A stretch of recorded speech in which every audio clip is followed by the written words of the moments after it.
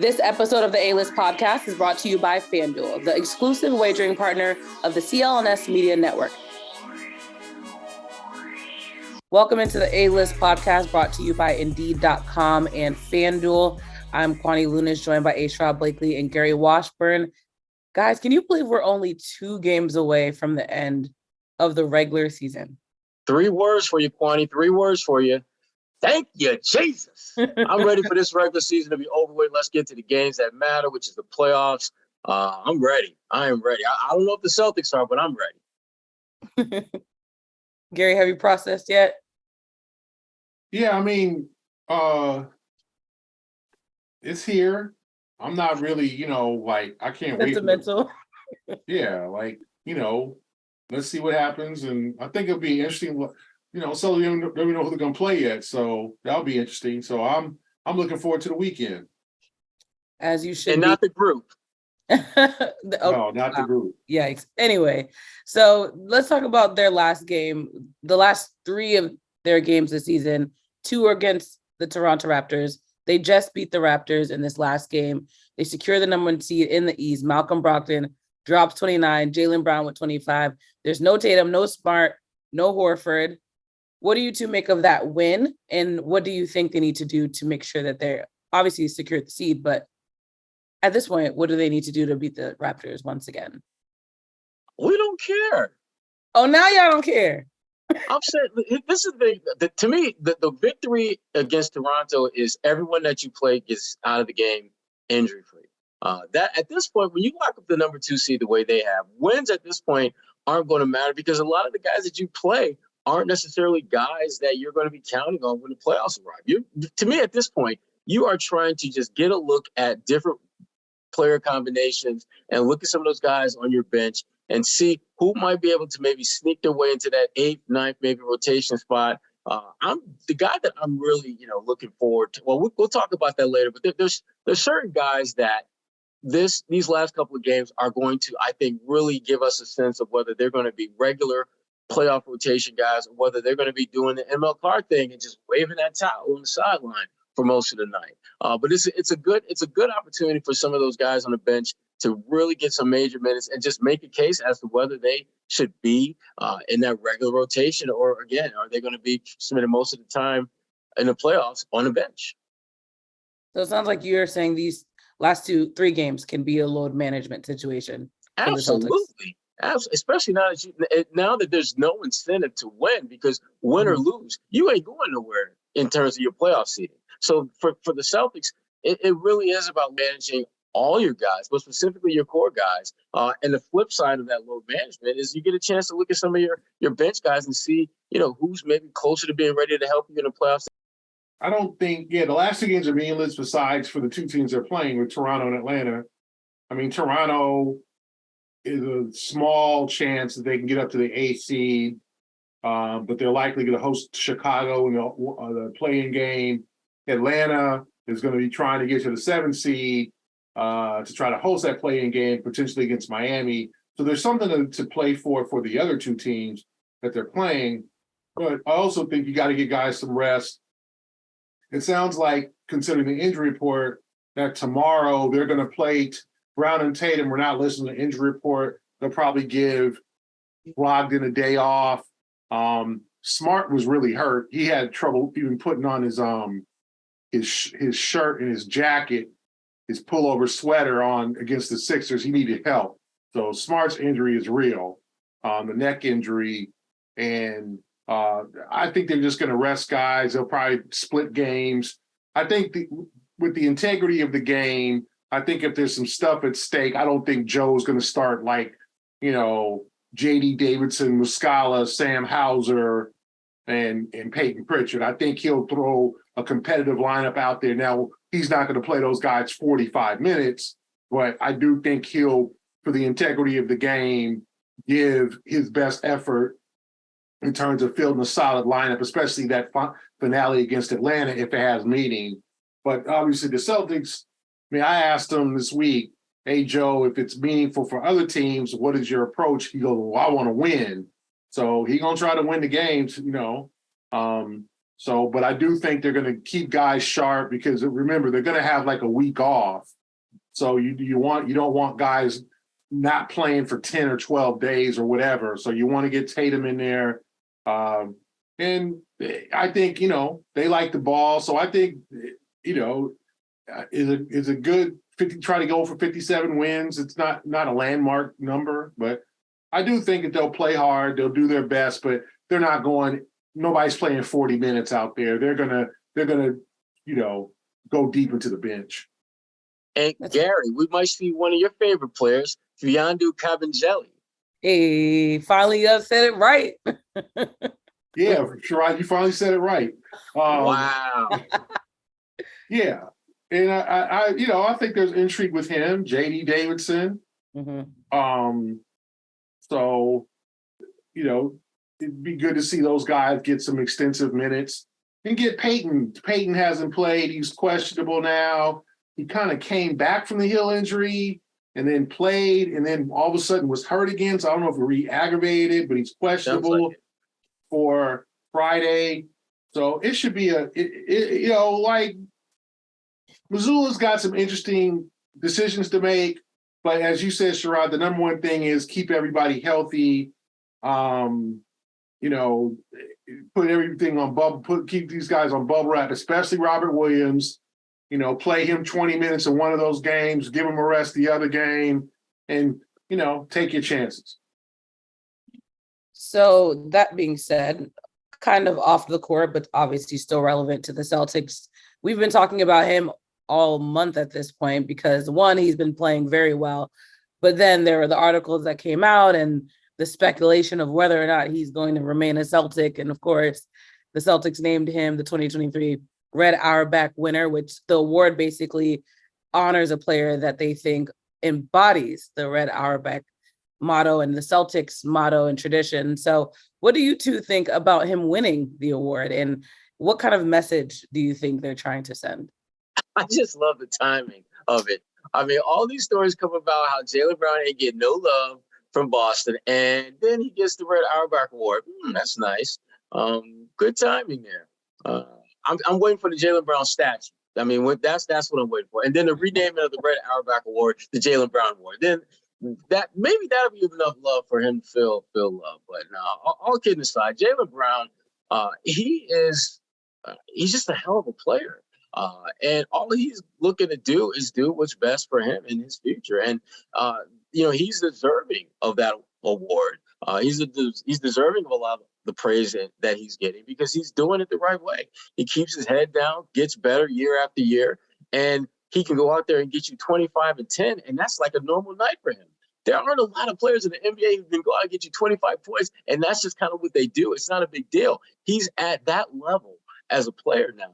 And again, he keeps his nose clean. You don't see him beating up kids at a basketball court at his mansion, or I shouldn't have took that shot at Ja, but I did anyway. Too soon. I'm not. I did. I'm not taking it back. But the point is, Jaylen Brown has been able to do things the right way, keep his nose clean, not get in trouble, and play at an incredibly high level. And those are the things that when you talk about being a Celtic, those are the things that you obviously want to have your best players do, and he does it at a high level. I do think it's kind of a note to Jaylen to let him know that he does mean a lot. I don't know how effective it is. Jaylen's being real close to the cup with his opinion, with his emotions at this point. But I do think, he does play hard. He plays in all the games he can. You can't give it to Tatum every year. I think they've given one to Smart over the years. Robert Williams. Yeah. So your boy Kyrie Irving got one too. Yeah. Wow. Maybe after 2018. Wow. So that's a good note. I'm gonna just let you know right now, Malcolm Brogdon's going to get it in 2024. So I absolutely see that.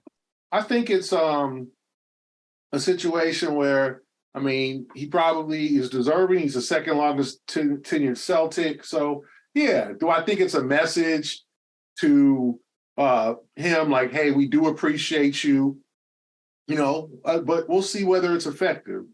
we'll also see, hey, what happens when he's all NBA and, he gets offered the max. Does he take it? Does he want to be in Boston? I think but it's his fault to leave that up for the speculation and make the comments that he made. So it's understandable that people are wondering about that. But to me, I think he's fine. I don't think he's miserable. I don't think he's, get me out of here. People can speculate. But as I said, I think Jaylen keeps his feelings in terms of how he feels real close to the cuff. Will it be better somewhere else?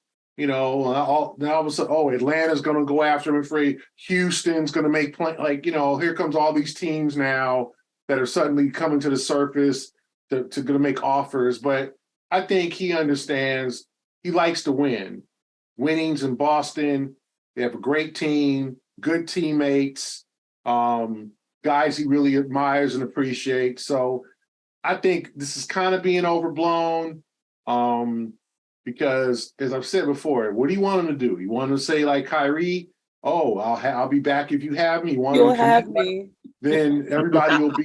Then if he goes against it or something happens, he changes his mind. Then he gets labeled a turncoat. So to me, play close to the cuff. Let's see what happens when negotiations are going for a new contract and that supermax, and then we'll go from there. Because the thing is now with the new CBA that, it makes it easier to have two supermax players because we all know Tatum's getting supermaxed in 2 years because Tatum's right after Brown. So Celtics going to have to fork out some money though. We know that. The Celtics going to have to open up that wallet because let's be honest, like two supermax guys in their prime, then you're going to have to pay. You have to figure out who else on the roster. If there's a young player, we're going to do it. Robert Williams, Marcus, the rest of the guys in a couple of years. But, that's then. This is now. This is childish and petty speculation. But if the article hadn't come out, despite the fact that Jaylen has still had a phenomenal year, do you two think he would have gotten the award? You go first, Gary. Probably because he hasn't won it yet. It's not like he's the back-to-back winner or he's missed 50 games and then you're giving him this award. I mean, he's done everything he's supposed to do, right? I mean, he's the second best player in the team. Some people argue the best in terms of his overall production. And Tatum won this, right? Is Tatum won this one? In 2020, I looked it up actually because... Yeah, he won. Okay, so he won it though. So if Jaylen ain't won it, 2020, 2021. Wasn't it about time that he win it? Like, to me, I'm surprised it took this long. Yeah, but let's be honest, has Jaylen ever been about awards? Like, I asked Jaylen, a couple weeks ago about at All-Star Weekend when he appeared on stage with Dr. J and Kareem, and he didn't seem fazed. Like, it wasn't like he was smiling, oh my God, and that was nothing to do with the Celtics. That was just like they were memorializing Bill Russell. They were telling, and there's Jaylen on the stage at the Legends brunch, the day of the All-Star game, the morning of the All-Star game, and he did not seem fazed. That's his persona, though. He's pretty. Yeah, it's hard to tell what excites him, and I just think. What excites Jaylen? Do we know? Winning. We know Jason. Jason's a dad. Jason justice for Black people. Huh? I said justice for Black folks. Yes, exactly. Jason, we know being a dad. Playing golf, being with his son. Obviously, the commercials he's on. Pringles, JP Jordan ones. Jason is pretty open guy. Jaylen, we don't know what makes him happy. And I think that's the way he wants it. And that's fine to me. So it's hard to, I just think all these speculations are kind of ridiculous because we don't really know what he's thinking. People are just trying so hard to read. Got people that have not been around him, do not know him, it's like trying to read everything and figure it out. And to me, he's hard to read. We do not know what makes him happy. Do we know what city he'd want to play in? Do y'all know what's the best? LA, New York? Atlanta, has he ever clamored to go home? You know what I'm No. saying? Yeah, yeah. Like Jason, as I said before, if they had an expansion team in St. Louis, Jason would want to play In for a the St. heartbeat. Yeah, Number one draft pick. Jason would want to play for the St. Louis whatevers, right? The St. Louis, you know, I don't know, the basketball Cardinals, right? He would want to play and go home. Do we know Jaylen about that in Atlanta? We really don't know. Well, in Jaylen, his defense, the fact that there is a team and they just barely made it into the plan, I don't know if that's just the number one target. yeah. So but yeah, I kind of wish people would stop trying to read Expect- Jaylen, and because the dude, even with people that are close to him or people like us that cover him, he is not an open guy where what makes him happy. Some guys, they tell you what makes him happy. Jaylen, I think he's got the world on his shoulders and he's trying to change things. So he is so locked in and focused on, okay, what's next? What do I need to do next? So I think that there is just too much speculation going on right now. I think that's very telling. He's strategic, like you said, in the way that he talks about basketball and really, like you said, not giving too much away, but his off the court endeavors, he's very passionate about those and is very vocal. But maybe that is the strategy of keeping it close as much as possible. Remember, at the beginning of his career, he didn't even have an agent because he was just very to himself when it came to what he wanted basketball wise. So I think that probably is a part of the plan as I speculate more. I know. I'm just like, you do realize you're doing exactly what you said. Yeah. No. Jaylen's in a great spot. I mean, I think he understands that, but Jaylen also understands that just because your situation is great doesn't mean it's always going to be great. And so rather than lock yourself in with some statements that you make in 2023, when what you say really in the grand scheme of things does not mean squat. We know that firsthand from Kyrie. You try to keep it open. You try to keep a certain amount of flexibility with your words and your actions and your deeds so that you don't get jammed up to where people are looking at you like, damn, I thought you loved us. I thought you wanted to be here. Remember back in 23 when you said da. He ain't trying to hear that. Jaylen, he's smarter than that. He doesn't need that nonsense. And so he's going to keep doing what he is doing. Let everyone talk around him. He'll answer our questions, and he'll go out there and get you 25, 6, and 3 or 4 dimes. That's what he does now. And that's if you are looking at the way to handle the nonstop noise of the NBA, Jaylen is giving you a master class on how to do that. You just simply go out there, do what you're supposed to do, and answer the questions and keep moving. Don't get bogged down with details. Even when people ask you questions that are just asinine and silly and just downright just bad questions, deal with them foolish questions and keep it moving. Before we move on and talk about the playoffs, let's talk about baseball. Yes, you heard me right.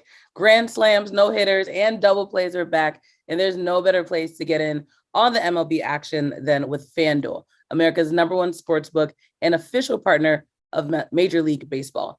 And new customers in Massachusetts can get in on all the action with $200 in bonus bets guaranteed when you place your first $5 bet. Just sign up at FanDuel.com/Boston. Finally, you can bet on all your favorite sports, from money line to point spreads to player props and so much more. We've been talking about the FanDuel app for the past few weeks now, and I actually just downloaded it. Can guarantee that it's bet now, obviously safe, secure, and also super easy to use the app and place your safe bet. So don't miss a chance to get $200 in bonus bets, win or lose. Visit FanDuel.com/Boston and make every moment more with FanDuel, the official partner of Major League Baseball. All right, back to basketball. The Celtics are obviously, like we said, locked in on that #2 seed. Who is your safe bet in the play in the last 2 games? Because as we know, a lot of people are going to be managing their loads. No question. Gary's managing their loads. Okay. Load management. I just swapped the words. See, I was going to let it go, Kwani. I was going to let you go. Exactly. Our Gary's producer not- said pause. Gary's not going to let it go. Gary's going to go to the gutter with that one. I see what you're doing. It'd be like that sometimes. It does. It does. It does. Like J. Cole said, Mama says it'd be some days like this. Go Days ahead, like this. Sherrod. Answer that question, Sherrod. Right. So much for How the they gonna pause. manage- We gotta- Who's going to manage their loads? Listen, the safe bet to play is Grant Williams. I think he is the one guy who truly has something to prove in these last couple games. Because right now, I'm not sold on Grant having a definitive spot in their player rotation. I can easily see him, depending on who they play, not posting some DMP CDs in the playoffs. So I think he's the one guy that really has to, and he's going to get an opportunity, I believe, to solidify or at least make it more solid, his role in this team's rotation. Because Grant, I've said this repeatedly, and I'm going to keep saying it, Grant's going to win them a playoff game. He's going to play well enough to where when you start to dissect all the factors that went into success and went into winning a particular playoff game, Grant's play is going to stand out at least one night in the postseason. So for me, Grant Williams is my safe bet to play, and I think play well in these last couple games. Yeah, I think the player. I think you want to get some good performances, or just a solid performance in one of the two games out of Al Horford and Robert Williams. Just keep them sharp and fresh. I'd like to see more out of Sam Hauser. I thought that he got an opportunity to start, and I think defensively he was actually very good. Yeah, 3 steals against the Raptors but missed a lot of open looks. Like that was the Hauser that we saw in like January. Like I don't know what his role would be like in the playoffs. There are some people, he won't play. He'll be, but I think he could be an asset with his ability to hit open shots. But he's got to hit open shots. And I think he was 1 for 7 against the Raptors, and he missed a lot of open looks.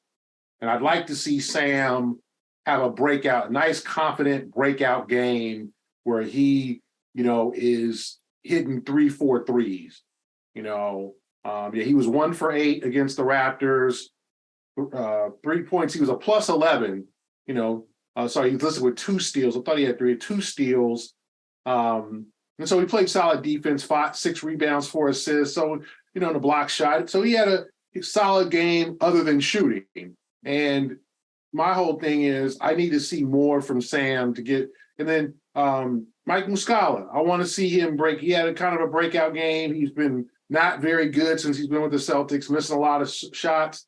I'd like to see him also have another good game. 3 3-pointers against the Raptors.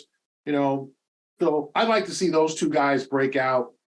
And for me, that's all I think that's all they need. I think Grant's going to be Grant. Grant's got, I think he's less than 50% from the free throw line since the 2 misses against Cleveland. So I think he's got the yips a little bit there. He missed his 2 attempts last night. He was 1 for 5. He had 2 points in 18 minutes. So Sherrod is right. I'd like to see more out of Grant. But other than that, I just need to see guys get rest. I want everyone in the last to have a good 20, 25-minute stretch, then take it and give it a rest.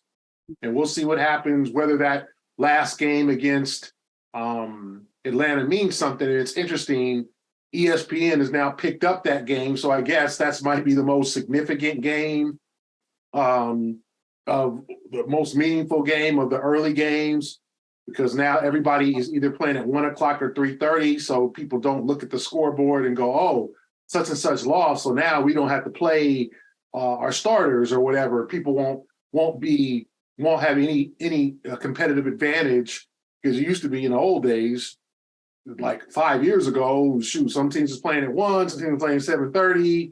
Now they line them up all at one time for the Eastern games and one time for the West Coast games. So, obviously ESPN somehow thinks this Atlanta-Boston game is important because they wouldn't have it nationally. So I do think the Celtics will try to win the game, but to me, I just want to see some good stretches from some of the bench guys. Yeah. Yeah. And the thing is, you're absolutely looking to, if you're the Celtics and you look for any of these teams, you're looking to create some type of competitive advantage. And if you are a business, a competitive advantage you can have is with our good friends at Indeed.com. The thing about running your own business is every single hire counts, and there is no hiring partner that understands that like Indeed.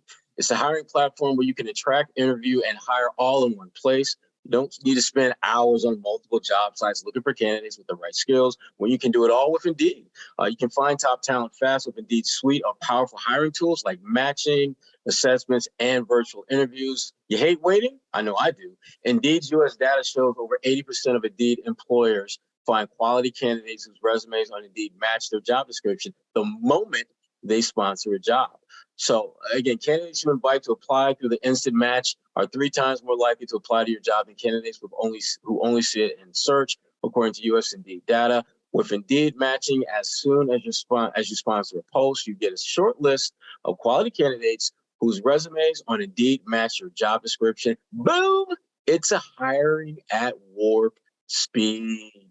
So again, Indeed knows when you're growing your own business, you have to make every dollar count. That's why with Indeed, you only pay for quality applications that match your must-have job requirements. Visit Indeed.com/A-list to start hiring now. Just go to Indeed.com/A-list. Indeed.com/A-list. Terms and conditions apply.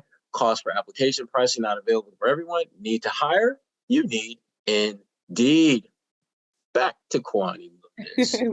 I want to actually continue the conversation we had about the playoffs. And Gary, you broke down in the Boston Globe that they're going to either face the Hawks, Heat, or the Raptors. And of course, those last 2 games are 2 of those teams.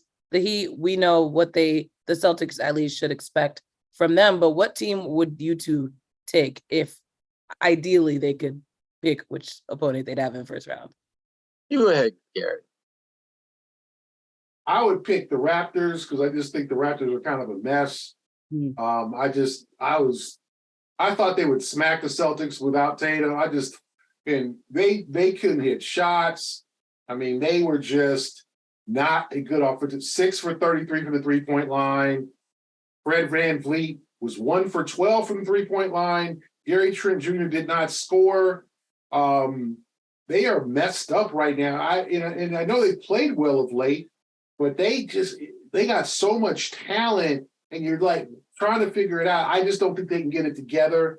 My second choice would be Atlanta because I think Atlanta doesn't play defense. They're still trying to get into Quinn Snyder's system, still figure things out there. They've been an underachievement.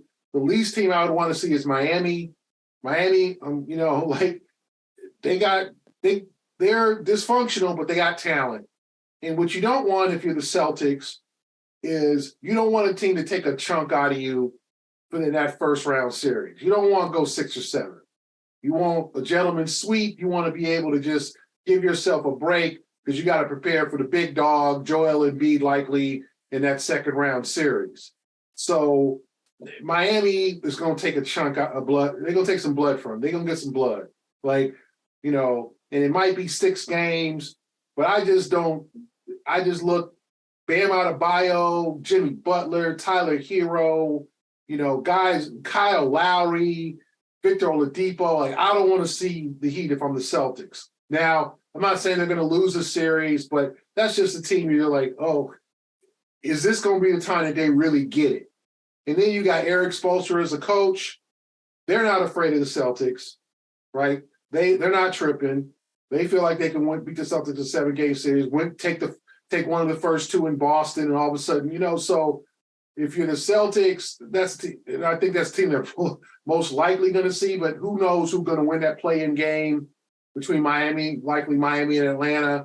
But that's a team I would at least want to see because of their potential. They've underachieved all year, but you look at their roster, they're talented. They just can't score like they used to, but I don't want to – any team with Jimmy Butler, that dude's a dog. I mean, he's the definition of a dog, and I don't want to see, if I'm the Celtics, Jimmy Butler for 6-7 games.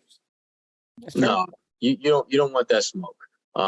You do want a team that on paper you match up well against, and a team that frankly isn't as talented as you. And that's why, to me, Atlanta is the logical team that you want to face. Toronto has been an underachieving team. Totally get that. But they're talented. They have guys who can play. And on any given night or 2 nights or 3, hell, even 4, they can cause major problems. Atlanta at their peak, I just don't think the Celtics will have any trouble with them. Because even if the Celtics don't play their best, I still think they're pretty good. It's better than Atlanta's really good. And that, for a first-round matchup, that's the perfect storm for you.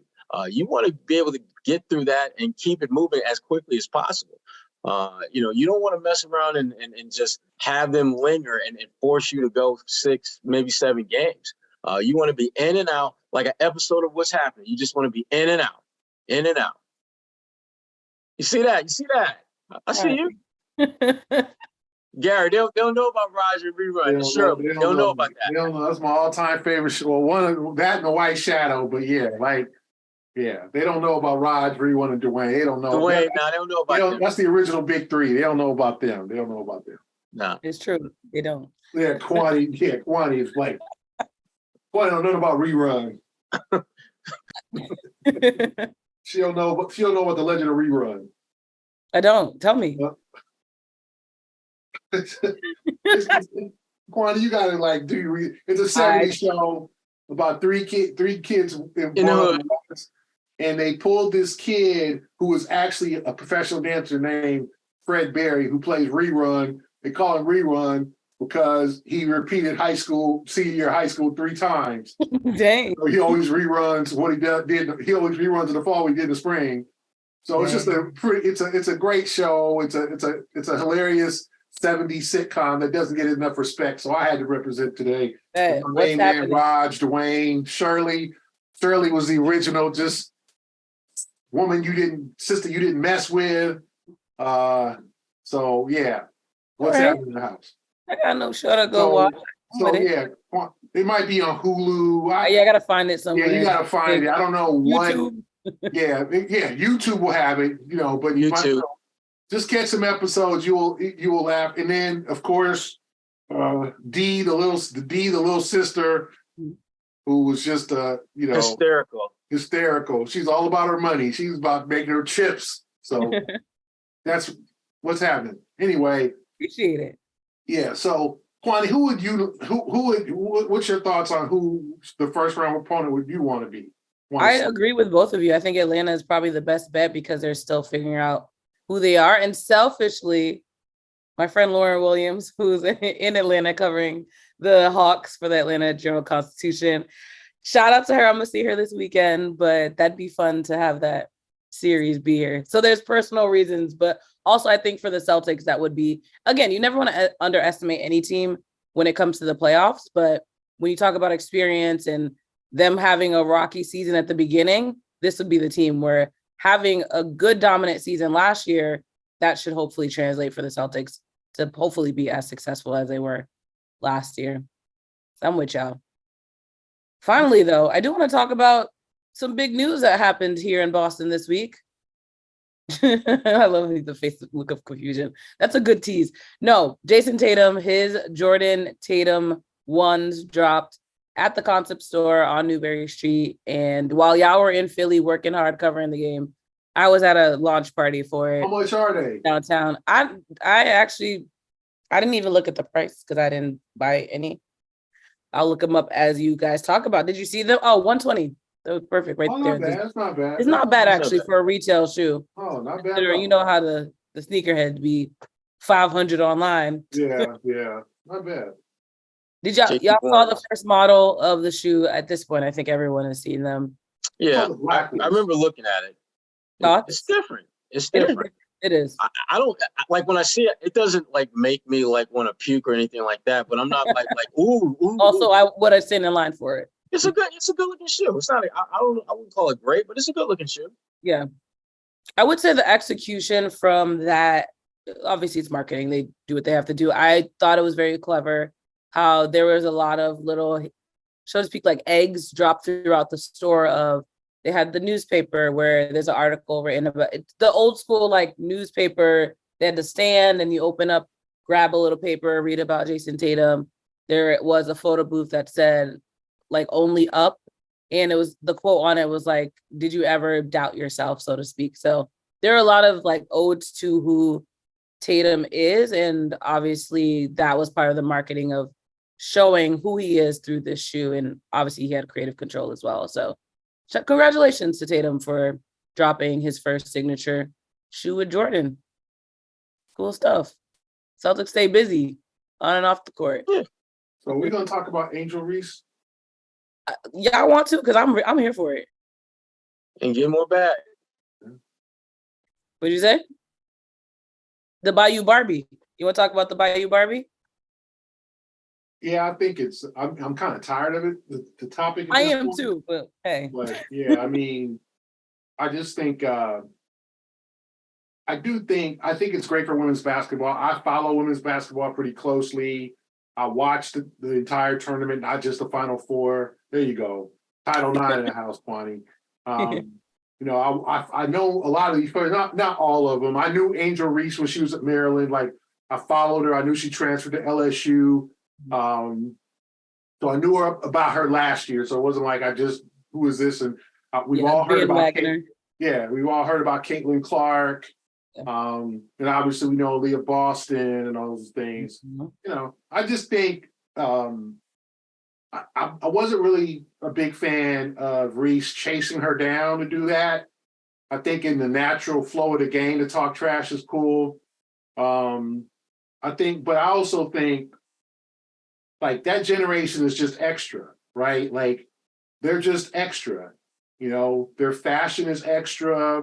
You look at now, they're wearing, and I was thinking about this, like when like Candace Parker and Skylar Diggins were playing, and they're very attractive women, and it was like kind of opened up a door, I think, for like really attractive women to not play basketball, but like to show their beauty on the floor. Mm-hmm. And I think that's what a lot of these young ladies are.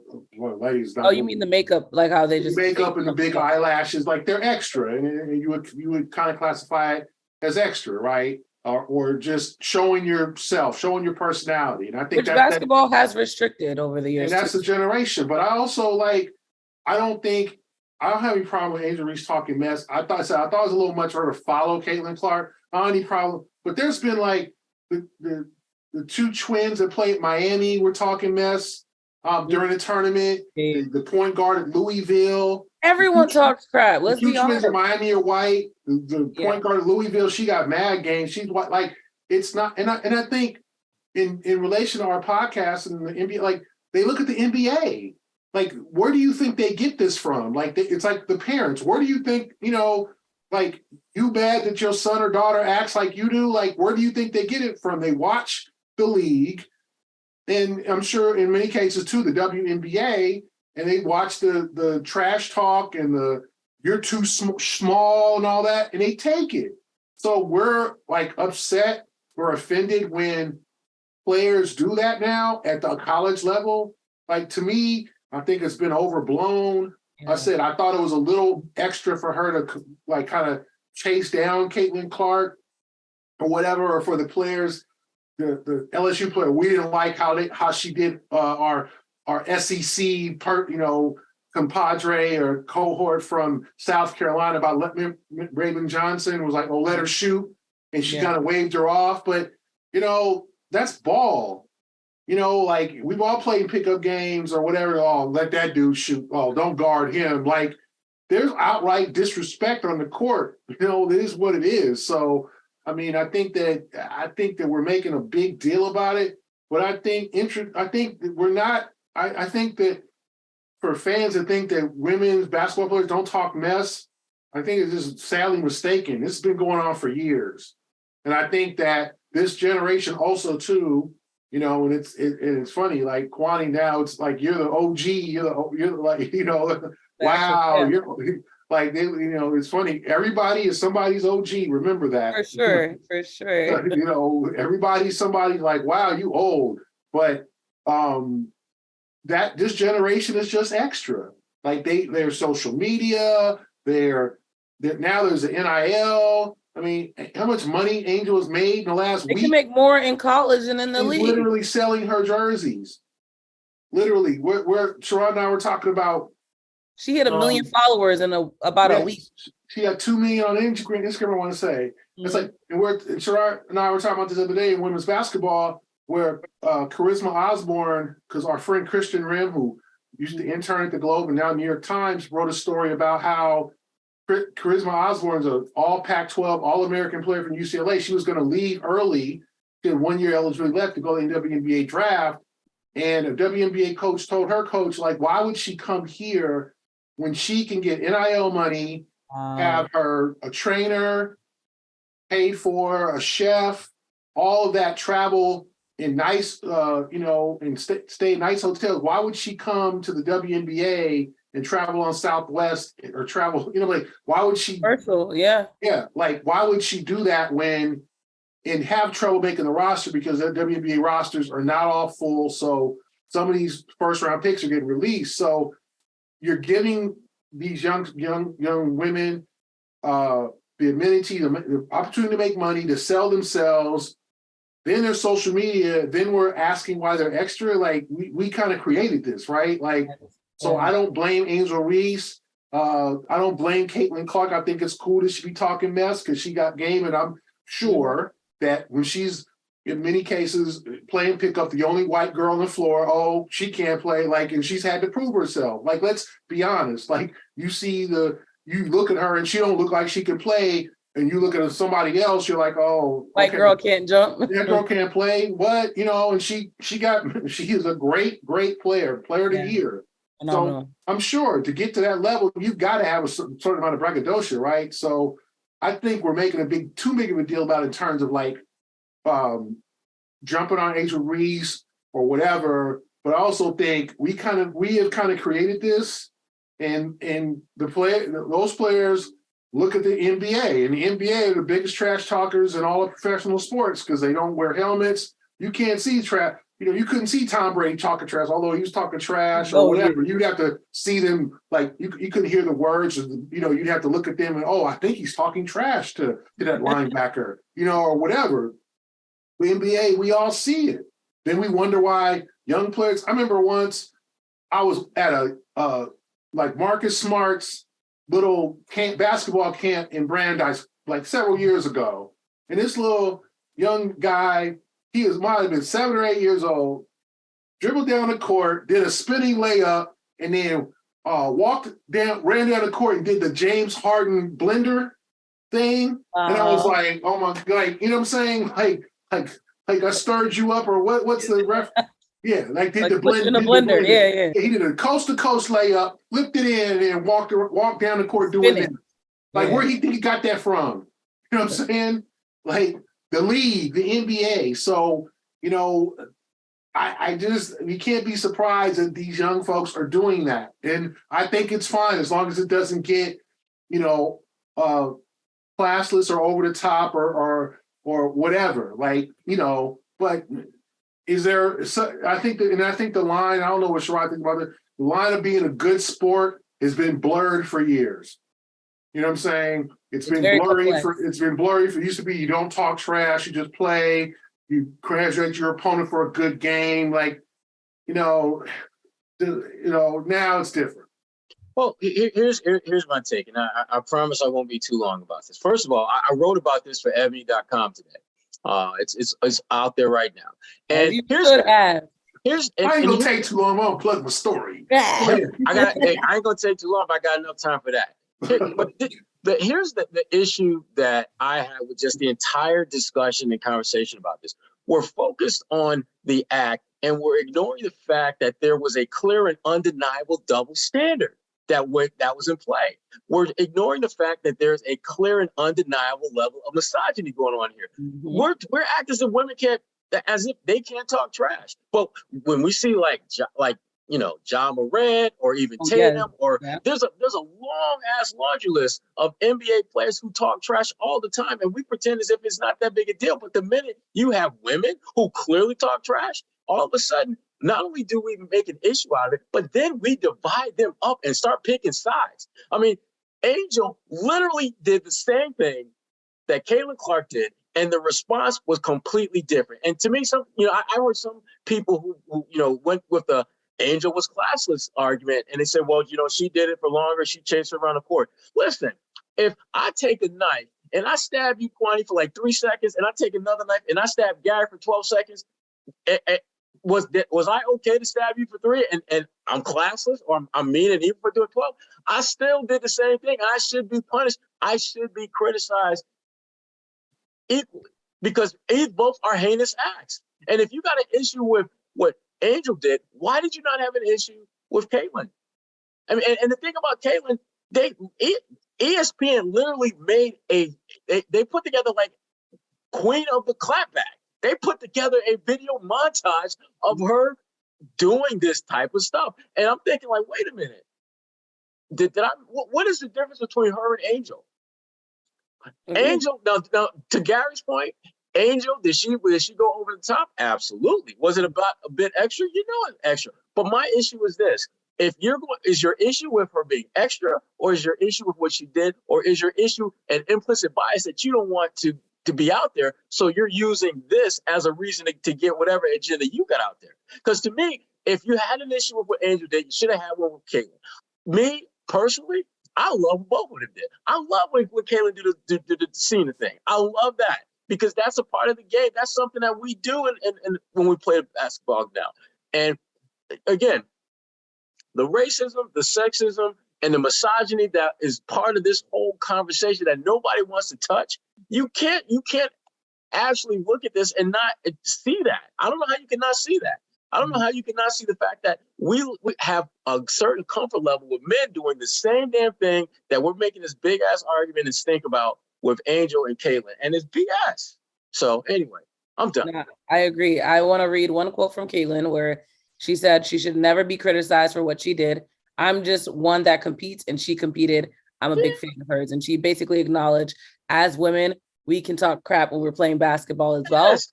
But I also found this old tweet from Angel Reese, and she kind of reiterated that recently.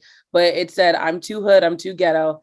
I don't fit the narrative, and I'm okay with that. I'm from Baltimore, where you hoop outside and talk trash. If it was a boy, y'all would be saying none about it. If it was a boy, Kwani, if it was a boy, he'd have a new NIL deal. In facts. He'd have a Gatorade commercial. Absolutely. So she said, let's normalize women showing passion for the game instead of it being embarrassing. Mind you, this tweet was January 20th, 2023. So that was a few months ago, but clearly very insightful when you talk about women. And Jill Biden was another part of that story. She said that she wanted to invite Caitlin Clark to the White House, which I leaned on Jill a little bit in my column too.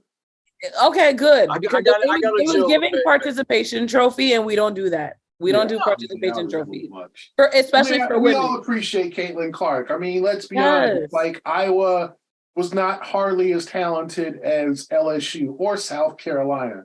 It was an amazing run. I mean, Iowa, and it sounds bad. Iowa team, I think that might have had 1 or 2 black players. I think there's a biracial young lady, woman on the floor. But it was just so drastic. So opposite. Some girls were singing High School Musical in the locker room while the LSU we don't talk about. And then we give Kim Mulkey all this. Like, and I think she's a great coach. But you talking about extra? Look at your coach. She made the whole thing about her. Like, oh my! Like, you look at her. You want to know what the players do, and you looking at the coach and being like, "Well, there's your answer." Mm-hmm. Him wearing sequin. I don't know what was she wore for the championship game, Kwani. Maybe you could tell me what that's called. The leopard sequins. Yeah. Yeah, that was I mean, that was a lot. Then National she had Geographic, like, wait a minute. For the Final Four, the pink chiffon, like, that's your coach. That's your 57-year-old quote unquote role model. I'm not saying you can't be demonstrative on the floor, but that's your coach. And then you wonder why the players are extra. You're blaming Angel Reese for being extra in a world that encourages extra, in a world where the more extra you are, the more followers you get. I mean, there's people like people judge themselves off social media followers. There's people that we all know, oh, I'm 25 followers away from 10, grown-ass people. I'm 25 followers away from 10,000. Please get me to 10,000. Like they gonna get a bonus, like an award or something. Like they gonna get a gift card. It's like these are grown ass people begging for followers. So we're tripping off Angel Reese at 20 years old. Like her third year, she missed most of her first year. She just finished her second full year of college. We're blaming her because she's judging. She wants to get followers. She knows if she's quiet and like a librarian, no one's paying attention to her. She's not getting followers. She's not getting attention. She's not getting NIL. She's not selling her jersey. Like it's all a matter of self-promotion. But the best part is the fact that she got to be genuinely herself.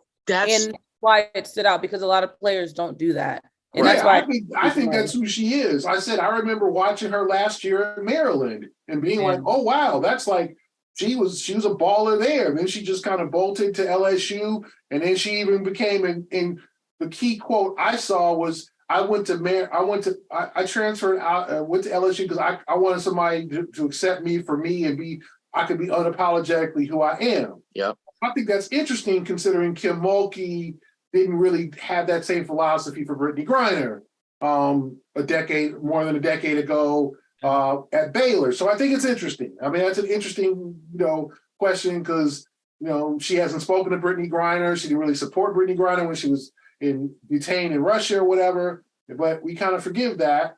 But I just think we can't blame our young people for being extra when we encourage extra. And I think Angel should be unapologetically herself. We all have to, monitor our behavior in terms of, okay, is this cool? You might not want to get over the top or chase somebody down. You got the dub. You got to celebrate with your teammates. You got the dub. Now doing this is fine, but chasing them down, really, I got my Caitlin Clark did her best. Now Caitlin Clark maybe during the game told her something that we don't know, or made a remark, are you trash, or are we gonna win, or are we the better team? Then okay, I can see her doing that. And maybe that's what happened, but we can't be upset because she's unapologetically herself and she's brash, and we encourage brash. But Gary, I don't think that people in the Black community are upset at Angel Reese. In fact, they respect the fact that she's unapologetically who she is. The issue to me comes back to the level of misogyny that exists in this conversation. And when I say this conversation, I'm talking about the widespread talk about Angel and Caitlin. The fact that they committed similar acts yet were treated differently. The fact that both, I think, are extra, and yet one is glorified for being extra, Caitlin, and the other one is vilified for being extra. And that's the problem. If we had just a consistent, and by we, I'm talking about society in general, had a consistent view and approach to how these two female athletes approach the game and just say, damn, they're both extra, they're both over the top, but damn, they're really good players. If that were the consistent narrative, then we would have an issue. But you've got people who are just creating this divide in how they view these two athletes.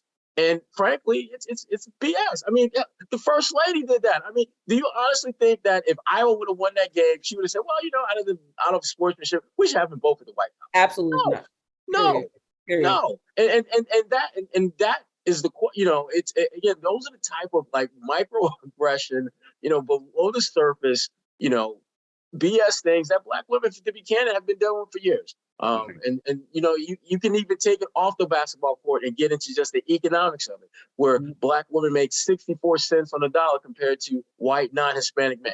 And you can just go on and on and on and on with the data. And bottom line is this: they aren't looking for preferential treatment. They just want to be treated the same. They want to be criticized the same. They want to be glorified the same. They want to be vilified the same. But we, for whatever reason, our society have trouble doing that. And that, to me, is the issue. That, to me, is the problem. The fact that she did one of these joints and chased Caitlin around, to me, that's just a microcosm of a much larger issue that's at play here. I'm surprised John Cena didn't say anything about any of this. I'm not. I'm not surprised. He said something initially, and then he just said, "I'm staying out of this." And then he I'm gonna mind my business. He's like, "You don't see me." And I don't see y'all. I don't see y'all. Exactly. I ain't mad at him. That note, I think it's time for us to wrap up this episode of A-List Podcast. I think by the time we reconvene, the regular season would have been over. So that would be fun. We'll be previewing the playoffs. And of course, we'll be here all throughout that, all the way till June and beyond. For Sherrod Blakely and Gary Washburn, I'm Kwani Lunis. This is the A-List Podcast. Thank you so much for listening. And don't forget to manage your loads. Keep it in.